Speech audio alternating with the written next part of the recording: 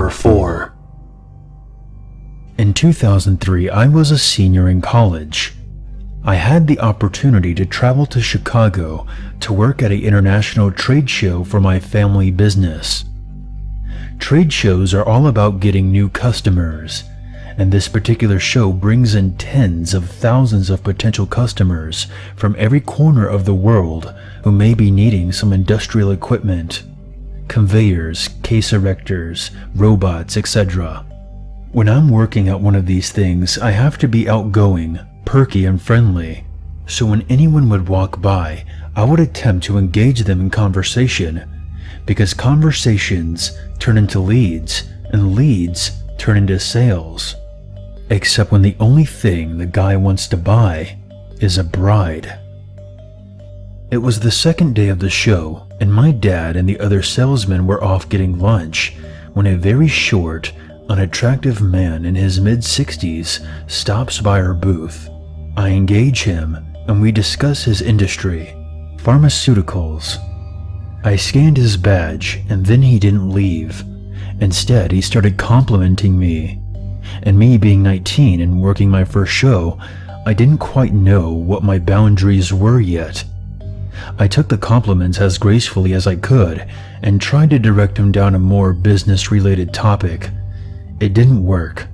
He started obviously leering and telling me how well off he was and how I would make a great wife. But after about 15 minutes and other customers coming up, he picked up one of my dad's business cards and left. I thought that was that. I laughed about this later with one of the guys across the aisle, and even with my dad, until that night, when my dad's cell phone started ringing and the call was for me. My Prince Charming had called every hotel associated with the show until he found where we were staying and was waiting outside the hotel in a limo. He explained that he wanted to take me to dinner so that he could talk to me about taking me back to Jordan with him and becoming his wife. Me still being stupidly concerned about alienating a future customer, I told him that I had dinner plans and that I couldn't meet with him. He said, "Fine, tomorrow then." We argued back and forth about it for a minute, and I eventually told him something along the lines of, "No, that wouldn't be appropriate. I have dinner plans with vendors all week." Then I hung up, and Dad ignored a few missed calls from him. I was mercilessly teased about my Jordanian husband at dinner. However, when the guy showed up at the booth again the next day with an entourage and tried to negotiate an honest-to-God marriage contract with my dad, it wasn't quite as funny. I'm not sure what exactly my dad said to him, but we didn't sell any conveyors to the creepy pharmaceutical plant owner from Jordan, and I still get nervous about seeing him at shows. Number 3. I work in retail and I have a very unique name. This happened a few years ago when I first started. I work at a 24-hour convenience store, and at this point, I was working the graveyard shift. I'm used to all types of unsavory folks, but there was this one guy who left me very unsettled.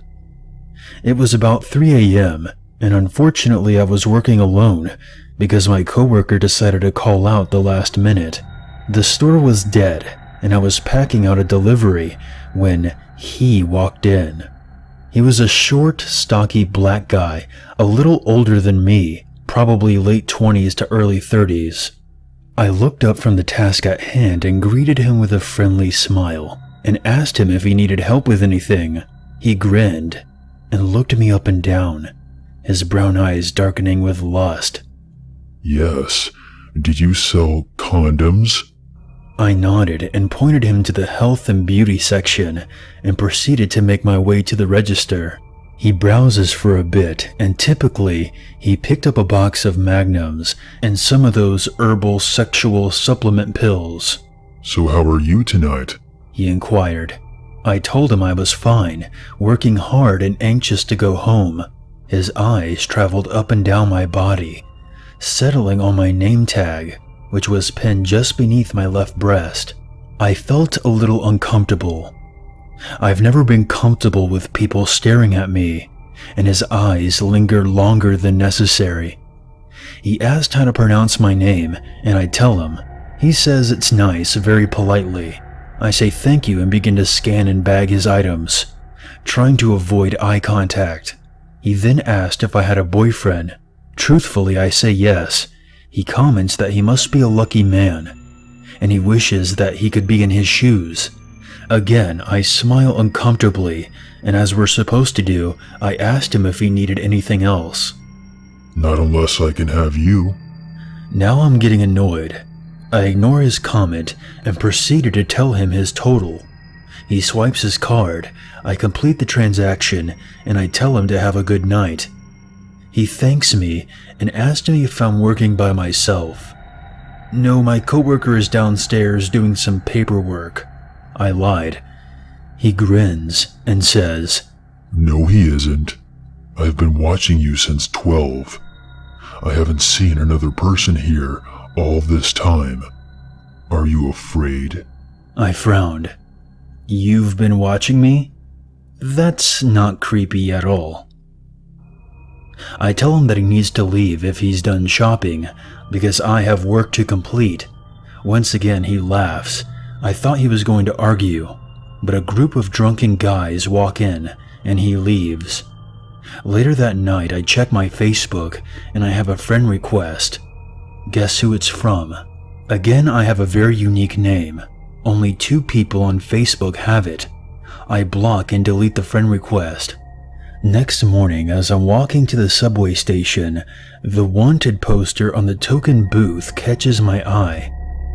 The face is familiar. It was the creep from my store. He was wanted for sexual assault and battery. The incident happened more than a month ago. I told my manager, who called the police and gave them our tip. I don't know if he was ever caught, but please, let's not meet outside my store, and I still don't feel comfortable with name tags. Number 2.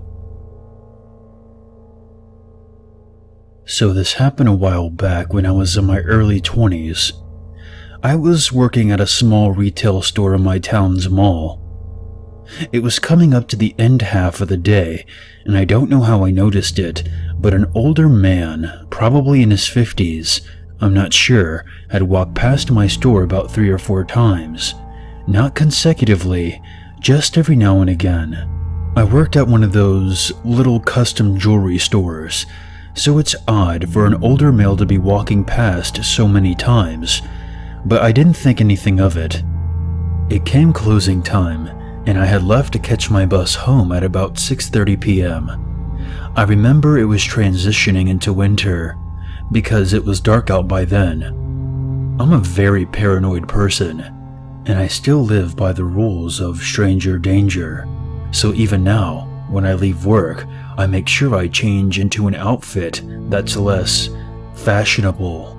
I don't like drawing attention to myself in any way possible, so I try to make sure I'm as covered up and as average looking as I can be.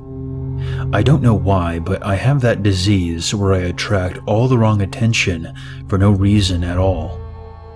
So as I said, I was waiting for my bus home, sitting by myself at the town center's bus terminal. And guess who walks past? The older man. At this point, I kind of felt uneasy, but in my head, I tried to make reason prevail, as many people take the buses all the damn time. My bus showed up and I got on, and well, you can guess who got on after me. I remember sitting at one of the seats facing inward, the ones for wheelchairs and prams, and he sat at the first seat above the steps. I remember staring forward, feeling his eyes burning into me. I kept trying to use my peripheral vision to see if he was looking at me, but not wanting him to know that I noticed him. The whole bus ride, I waited to see if he got off before my stop, thinking it was just my over-anxious paranoid mind working overtime. until I pressed the button for my stop. I waited until the last possible second to press it, and as I stood up, he did too.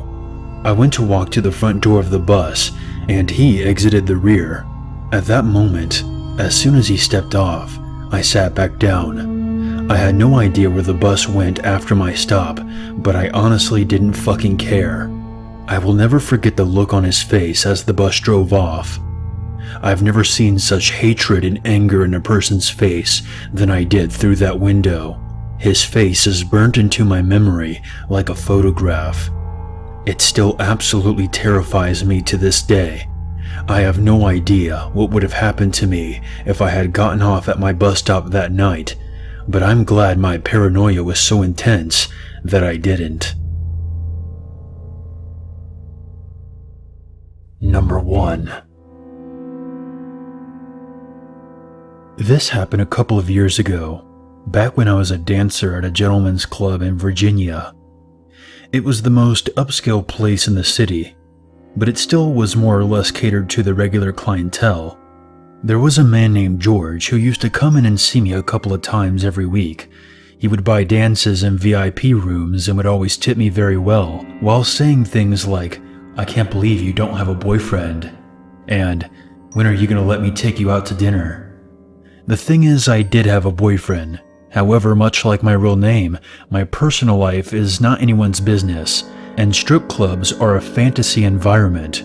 If these men knew that I had a boyfriend and a life outside of dancing, I probably would not have made as much money as I did.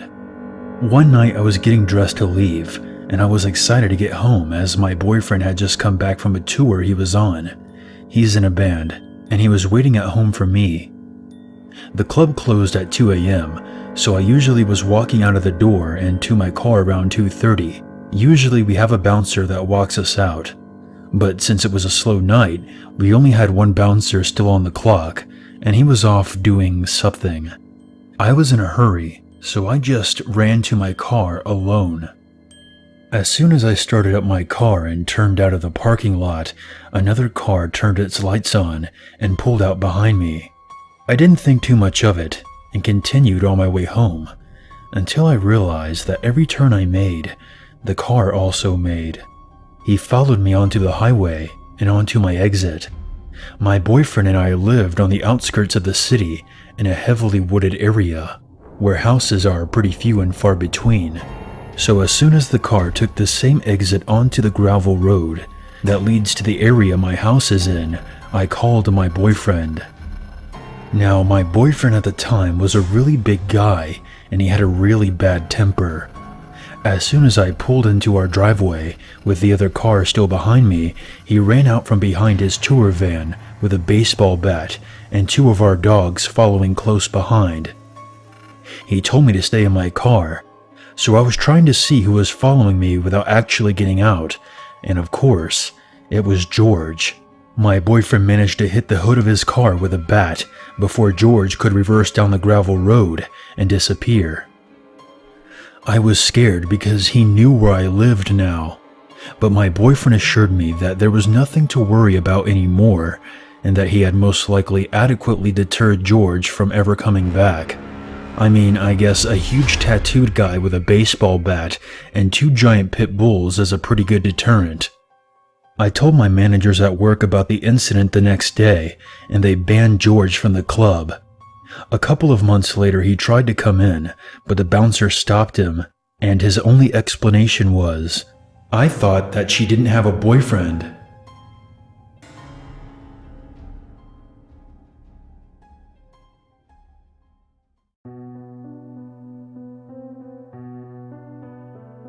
Hey guys, Unit 522 here, and I want to thank you very much for watching my video. I would appreciate it very much if you would share, like, and comment. And if you're new to this channel, become one with the Unity by hitting the subscribe button.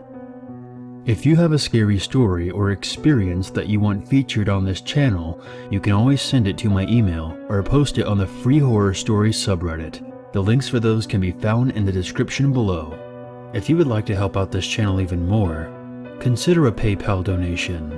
And for more updates, be sure to follow me on Twitter. There's nothing wrong with a little darkness in your life. As long as you never forget, there's always a reason to be afraid.